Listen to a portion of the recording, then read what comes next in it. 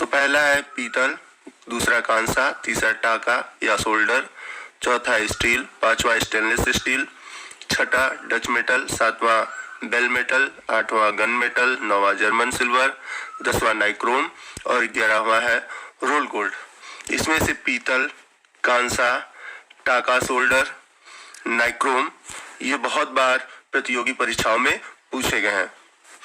दोस्तों, ट्रिक देखने से पहले मैं चाहूंगा कि आप कुछ महत्वपूर्ण रासायनिक संकेतों के नाम जान लें, क्योंकि कभी कभी इनके नाम न देकर इनके संकेत दिए जाते हैं, अतः आप इन्हें भी याद कर लें। जैसे तांबे को कॉपर, जस्ते को जिंक, सीसा को लेड, टीन को एसन इत्यादि नाम से दिए जाते हैं।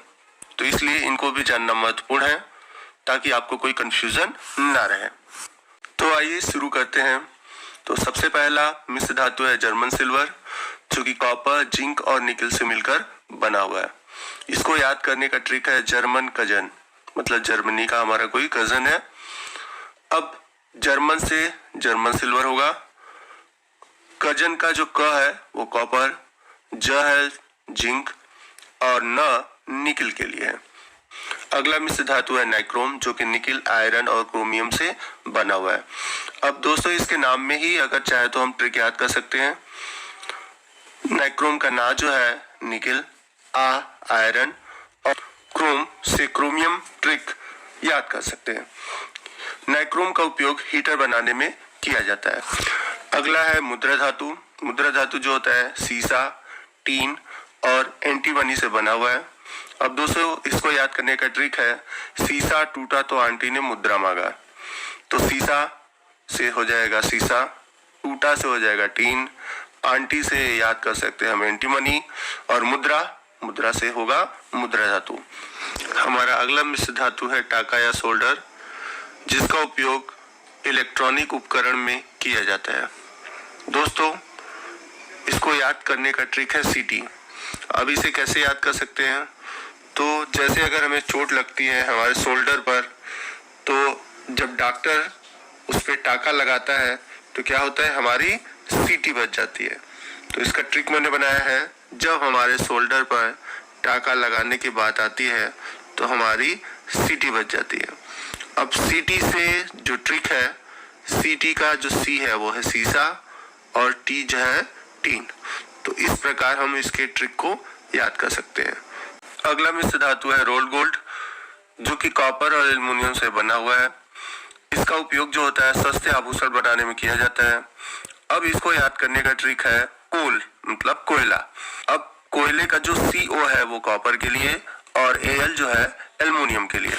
हमारा अगला मिश्र धातु है कांसा तथा बेल धातु। दोनों ही टीन और कॉपर से मिलकर बने होते हैं। कांसे में कॉपर की मात्रा 90% तथा टीन की मात्रा 10% होती है, जबकि बेल धातु में कॉपर की मात्रा 77% तथा टीन की मात्रा 23% होती है। अब इसको हम कैसे याद कर सकते हैं? तो इसका ट्रिक है कास बेल टिका होता। तो कास से कांसा, बेल से बेल धातु और जो टीका का टी है वो है टीन और का वर्ड जो है कॉपर। तो इस ट्रिक के माध्यम से हम इसे याद कर सकते हैं। अगला मिश्र धातु है मैग्नीशियम। इसके नाम में ही इसके घटकों का नाम छुपा हुआ है, जो कि मैग्नीशियम या एल्युमिनियम से बना हुआ है। तो मैग्नी से हम लोग याद कर सकते हैं मैग्नीशियम और एलियम से याद कर सकते हैं एल्युमिनियम। मैग्नीशियम धातु बहुत हल्का होता है, इस वजह से इसका उपयोग हवाई जहाज के ढांचे बनाने में किया जाता है। हमारा अगला मिश्र धातु है वो है स्टील, जो कि लोहा और कार्बन से मिलकर बना होता है, जिसमें लोहे की मात्रा लगभग 98% तथा कार्बन की मात्रा 2% होती है। दोस्तों, मैं आपको एक चीज़ बताना चाहूँगा कि स्टील का मतलब यहाँ पर आप स्टील के बर्तन से नहीं लेंगे, क्योंकि इस स्टील का मतलब होता है शुद्ध लोहा, क्योंकि जो स्टील होता है वो शुद्ध लोहा होता है। अब इसको हम लोग कैसे ट्रिक से याद कर सकते हैं? इसका ट्रिक है काला। तो काला का जो का है कार्बन और ला जो है लोहा। तो इसके लिए ट्रिकी वाक्य है स्टील काला होता है। वैसे स्टील काला होता नहीं है, बट इसको ट्रिक के लिए हमने बनाया है कि स्टील काला होता है। तो काला का कार्बन और ला लोहा। हमारा अगला मिश्र धातु है स्टेनलेस स्टील, जिसके बर्तन बनते हैं जो कि चमकदार होते हैं और देखने में सुंदर होते हैं। तो दोस्तों, यह 3 घटकों से मिलकर बना है, लोहा, क्रोमियम और निकेल। अब इसको याद करने का ट्रिक है स्टेनलेस स्टील की फरारी कार निकली। तो इसमें स्टेनलेस स्टील के लिए हो जाएगा, फरारी मीन्स फेरस लोहे के लिए, कार क्रोमियम के लिए और निकली निकेल के लिए प्रयोग हुआ। हमारा अगला मिश्र धातु है पीतल और डच मेटल। बहुत ही इम्पोर्टेंट मिश्र धातु है। दोनों ही तांबा मतलब कॉपर और जिंक से मिलकर बने होते हैं। अब इनको कैसे हम ट्रिक से याद कर सकते हैं? पिताजी, तो पिताजी का जो पी है वो पीतल, ता जो है तांबा और जो जिंक है वो जी। तो इस प्रकार हम लोग पीतल और डच मेटल को पिताजी के ट्रिक से याद कर सकते हैं।